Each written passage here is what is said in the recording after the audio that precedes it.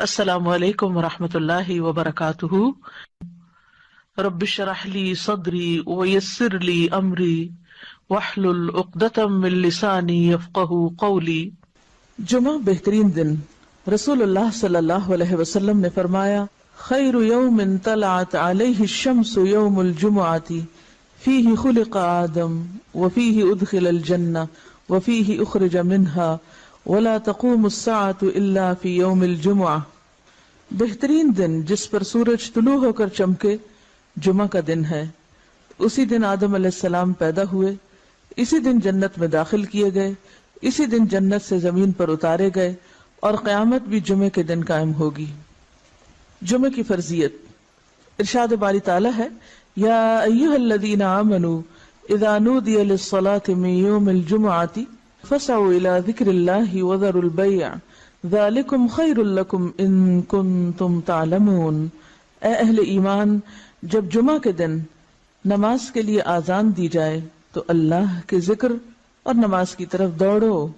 اس وقت کاروبار چھوڑ دو، اگر تم سمجھو تو یہ تمہارے حق میں بہت بہتر ہے، یعنی اسی میں تمہارا فائدہ ہے۔ لیکن سمجھنے کی بات ہے نا، کچھ لوگ اس وقتی تجارت میں فائدہ سمجھتے ہیں جو حقیقت میں خسارہ ہے، یعنی اس وقت تجارت کرنا یا اس وقت دنیا کے کام کرتے رہنا اور اللہ کی پکار پر لبیک نہ کہنا۔ حضرت ابو الجعد دمری رضی اللہ عنہ سے روایت ہے کہ رسول اللہ صلی اللہ علیہ وسلم نے فرمایا، جو شخص سستی کی وجہ سے 3 جمعے چھوڑ دے تو اللہ تعالیٰ اس کے دل پر مہر لگا دیتا ہے۔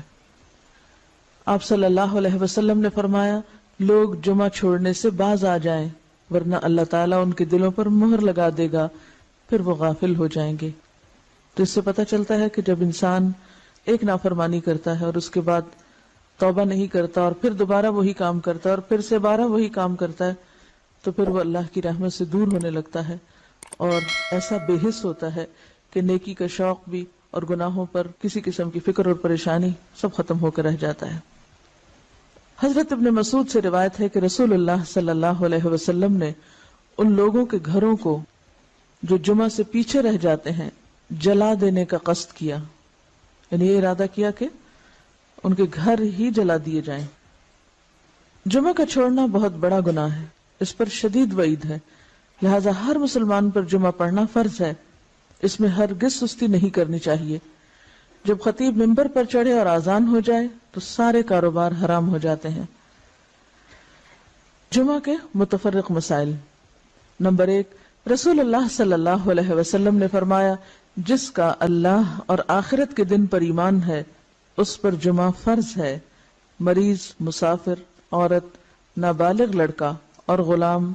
جمعہ کی فرضیت سے مستثنی ہے، یعنی ان پر جمعہ فرض نہیں، اگر چاہیں تو پڑھ لیں، نہیں تو ظہر کی نماز بھی کافی۔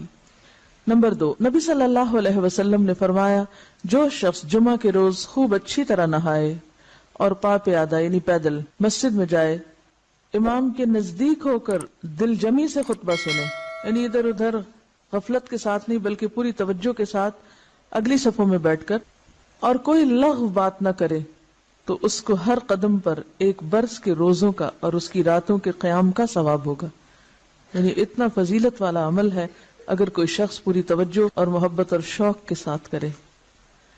حضرت سلمان فارسی رضی اللہ عنہ سے روایت ہے کہ رسول اللہ صلی اللہ علیہ وسلم نے فرمایا، جو شخص جمعہ کو نہائے اور جس قدر پاکی حاصل ہو سکے کرے،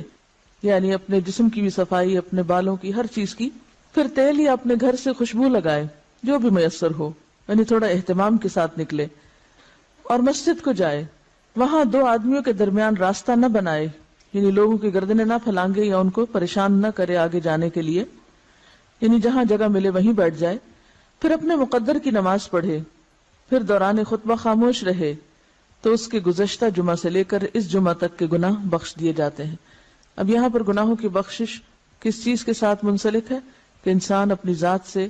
کسی کو تکلیف نہ دے، یعنی صرف اتنا نہیں کہ آپ خود شوق سے چلے ہیں نیکی کرنے، عبادت کرنے، اور اپنے شوق میں دوسروں کے لیے باعث اذیت ہیں، ایسا نہیں ہونا چاہیے۔ رسول اللہ صلی اللہ علیہ وسلم نے فرمایا، جو شخص غسل کر کے جمعہ کے لیے آتا ہے اور خطبہ شروع ہونے تک جس قدر ہو سکے نوافل ادا کرتا ہے، پھر خطبہ جمعہ شروع سے لے کر آخر تک خاموشی کے ساتھ سنتا ہے تو اس کے گزشتہ جمعہ سے لے کر اس جمعہ تک اور مزید 3 دن کے گناہ معاف کر دیے جاتے ہیں۔ حضرت عبداللہ بن عباس رضی اللہ عنہ فرماتے ہیں مسجد نبوی کے بعد جو سب سے پہلا جمعہ پڑھا گیا وہ بحرین کے گاؤں جوافہ میں عبد القیس کی مسجد میں تھا۔ اس سے کیا پتہ چلتا ہے کہ جمعہ صرف بڑے شہر میں نہیں بلکہ گاؤں وغیرہ میں بھی پڑھا جا سکتا ہے، یا جہاں بھی لوگوں کی آبادی ہو اکٹھے رہتے ہوں وہاں پر جمعہ پڑھنا چاہیے، یہ جمعے کا اہتمام کیا جانا چاہیے۔ یہاں اس موقع پر میں یہ یاد دہانی آپ کو کرا دوں کہ جن خواتین کے لڑکے ہیں خاص طور پر ان کو، اپنے شوہروں کو، اپنے مرد رشتہ داروں کو یہ احادیث ضرور پڑھوا دیں یا ان کو یاد دہانی کرا دیں، تاکہ وہ اگر جاتے بھی ہیں جمعہ پڑھنے تو شوق سے جایا کریں اور ان آداب کا خیال بھی رکھیں جو رکھنے چاہیے۔ اسد بن زرارہ نے نقی الخدمات کے علاقے میں بنو بیازہ کی بستی حزم النبیت جو مدینہ سے 1 میل کے فاصلے پر تھی اس میں جمعہ قائم کیا۔ حضرت عبداللہ بن عمر مکہ اور مدینہ کے درمیان بسنے والے لوگوں کو جمعہ پڑھتے دیکھتے تو اعتراض نہ کرتے۔ نمبر 4، حنین کے دن بارش ہو رہی تھی تو رسول اللہ صلی اللہ علیہ وسلم نے اپنے منادی کو حکم دیا آج اپنی اپنی قیام گاہوں میں نماز پڑھنے کا اعلان کر دو، اور وہ جمعہ کا دن تھا۔ یعنی اگر بارش کا موسم ہو اور جانے میں تکلیف ہو تو ایسی صورت میں پھر ظہر کی نماز گھر پہ پڑھی جا سکتی ہے جب نکلنے میں حرج ہو۔ حضرت ابو ہریرہ سے روایت ہے کہ نبی صلی اللہ علیہ وسلم نے فرمایا آج کے دن 2 عیدیں عید اور جمعہ اکٹھی ہو گئی ہیں، جو شخص صرف عید پڑھنا چاہے اسے وہ کافی ہے، لیکن ہم عید اور جمعہ دونوں پڑھیں گے۔ یعنی اگر ایک ہی دن میں 2 چیزیں ہوں تو ایک کی رخصت ہے، یعنی عید پڑھنا کافی ہے، جمعہ جو ہے اس کی بجائے ظہر کی نماز بھی پڑھی جا سکتی ہے، لیکن آپ صلی اللہ علیہ وسلم نے پھر بھی دونوں چیزوں کو پڑھنا پسند فرمایا اگرچہ سہولت رکھی۔ عبداللہ بن زبیر رضی اللہ عنہ کے زمانے میں جمعہ کے دن عید ہوئی تو انہوں نے نماز عید پڑھائی، جمعہ نہ پڑھایا۔ اس واقعے کی خبر ابن عباس کو ملی تو انہوں نے فرمایا ان کا یہ عمل سنت کے مطابق ہے۔ نمبر 6، رسول اللہ صلی اللہ علیہ وسلم نے فرمایا اگر گنجائش ہو تو جمعہ کے لیے روزانہ استعمال ہونے والے کپڑوں کے علاوہ کپڑے بناؤ۔ یعنی اگر گنجائش ہو اور آسانی ہو اور سہولت ہو، اس سے یہ مطلب نہیں کہ ہر ہفتے نیا جوڑا سلوایا جائے، اس کا مطلب یہ ہے کہ جمعے کا جوڑا مخصوص بھی رکھا جا سکتا ہے، ٹھیک ہے، نہیں ایک دفعہ آپ نے سلوا لیا اس کو ہر روز پہننے کی بجائے جمعے کے دن پہنا جائے، یعنی جمعے کا لباس مخصوص کیا جا سکتا ہے عام روزمرہ کے لباس سے۔ یعنی اہتمام کی بات ہے اصل میں، صرف نئے کپڑے سلوانے کی بات نہیں۔ نبی صلی اللہ علیہ وسلم نے دوران خطبہ گوٹ مار کر بیٹھنے سے منع فرمایا۔ گوٹ مارنا اس طرح بیٹھنے کو کہتے ہیں کہ ہاتھ یا کپڑے کے ساتھ رانوں کو پیٹ سے ملا کر بیٹھیں، ٹھیک ہے۔ اس طرح بیٹھنے سے عموماً نیند آ جاتی ہے اور پھر آدمی خطبہ نہیں سن سکتا۔ علاوہ ازیں اس حالت میں آدمی اکثر گر پڑتا ہے یا بے حجاب ہونے کا بھی اہتمام ہوتا ہے۔ بیٹھ کے دکھائیے، جی ہاں، اس طرح، یعنی بہت ہی ریلیکس قسم کی اور کیجول قسم کی سٹنگ ہے، یہ اس سے منع کیا گیا ہے۔ نمبر 8، جابر بن سمرہ رضی اللہ عنہ سے روایت ہے کہ رسول اللہ صلی اللہ علیہ وسلم کھڑے ہو کر خطبہ دیتے اور 2 خطبوں کے درمیان بیٹھتے۔ جو شخص یہ کہے کہ آپ بیٹھ کر خطبہ دیتے تھے اس نے غلط بیانی کی۔ حضرت کعب بن عجرہ سے روایت ہے کہ وہ مسجد میں داخل ہوئے اور عبد الرحمن ابن ام الحکم بیٹھے ہوئے خطبہ دے رہے تھے۔ کعب نے کہا اس خبیث کی طرف دیکھو، بیٹھے ہوئے خطبہ دیتا ہے، حالانکہ اللہ تعالیٰ فرماتے ہیں وَإِذَا رَأَوْا تِجَارَةً أَوْ لَهْوًا انفضوا إِلَيْهَا وَتَرَكُوكَ قَائِمًا، اور جب یہ لوگ کوئی سودا بکتا دیکھتے ہیں یا کوئی تماشا دیکھتے ہیں تو اس کی طرف بھاگ اٹھتے ہیں اور آپ کو خطبے میں کھڑا ہی چھوڑ دیتے ہیں۔ قرآن پاک سے یہ بات پتہ چلتی ہے کہ خطبہ کھڑے ہو کر دینا چاہیے۔ اب یہاں پر آپ سوچ رہے ہوں کہ بہت سخت لفظ استعمال کیا اور شاید ان کے پیچھے یا چھپ کے یا غیبت کے طور پہ کیا، تو اصل بات یہ ہے کہ صحابہ کرام کے اندر آپ نے ایک چیز دیکھی ہوگی کہ وہ سنت کے خلاف کوئی چیز برداشت نہیں کرتے تھے، کیونکہ وہ اللہ کے رسول صلی اللہ علیہ وسلم کو اپنی ذات، اپنی اولاد، اپنے والدین، اپنی ہر چیز سے زیادہ محبوب رکھتے تھے اور آپ کی باتوں کو بھی اسی طرح اہمیت دیتے تھے، لہٰذا کہیں وہ کوئی چیز آپ کی سنت کے خلاف ہوتے دیکھتے تو وہ ان کے لیے بہت ہی سخت ہوتی اور اسی لیے سخت الفاظ بھی استعمال کر جاتے۔ تو بات یہ کہ اسی کا نام من احب للہ و ابغض للہ ہے، و آتا للہ و منع للہ۔ جب ہم دین میں محبت کی بات کرتے ہیں تو ہم سمجھتے ہیں کہ محبت پھر جائز ناجائز ہر بات پہ محبت، یہ بات غلط ہے۔ ٹھیک ہے، درست چیز کو اپریشیٹ کیا جائے اور جو غلط بات ہے اس کو غلط بتایا جائے، اور غلطی جتنی زیادہ بڑی ہو اس کے لیے اتنا ہی فرم ہونا چاہیے، اس کے لیے پھر ڈھیلا ڈھالا رویہ نہیں اختیار کرنا چاہیے، جبکہ بات پوری طرح دوسروں کو بتائی بھی جا چکی ہو۔ لیکن ایک بات یاد رکھیے کہ صحابہ کرام کا جو باہم تعلق یا واسطہ تھا، ان کی جو تربیت جس ڈھنگ پر ہوئی تھی، وہاں ذات اور انا اور میں اور شخصیت پرستی جیسی چیزیں نہیں تھی، وہاں محبت بھی اللہ کے لیے تھی اور بغض بھی اللہ کے لیے تھا، اور اس کے ساتھ ساتھ وہ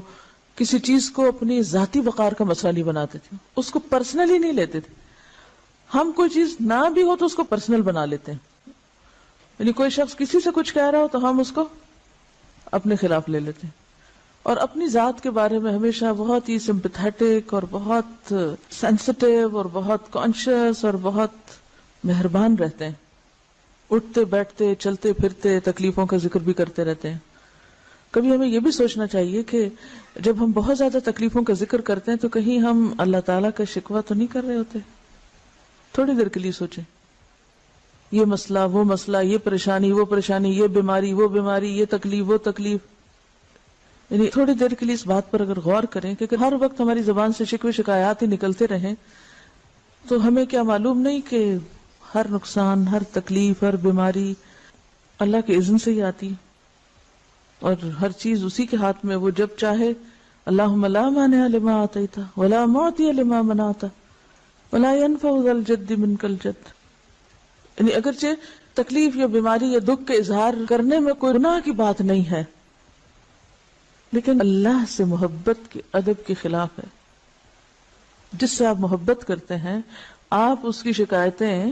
راہ چلتے تھوڑی کرتے رہتے ہیں، کیوں کرتے ہیں؟ ہاں، سمجھ رہے ہیں میں کیا کہہ رہی ہوں؟ اس شخص سے آپ نے کیا سبق سیکھا جس کا صدقہ کسی ایسے شخص کو چلا گیا کہ جو مستحق نہیں تھا، اور وہ دل میں تکلیف میں بھی تھا، پریشان بھی تھا، تو کیا کہا؟ اللہم لک الحمد۔ ہم یہ اخلاق اور ادب نہیں سیکھ سکتے؟ ہاں سیکھ سکتے ہیں۔ مثلا ایک ڈاکٹر کے پاس جا کے بتانا کہ میں بیمار ہوں، اس میں کوئی برائی نہیں، لیکن ہر انسان کو بتانا میں بیمار ہوں، یہ اللہ کی محبت کے ادب کے خلاف ہے۔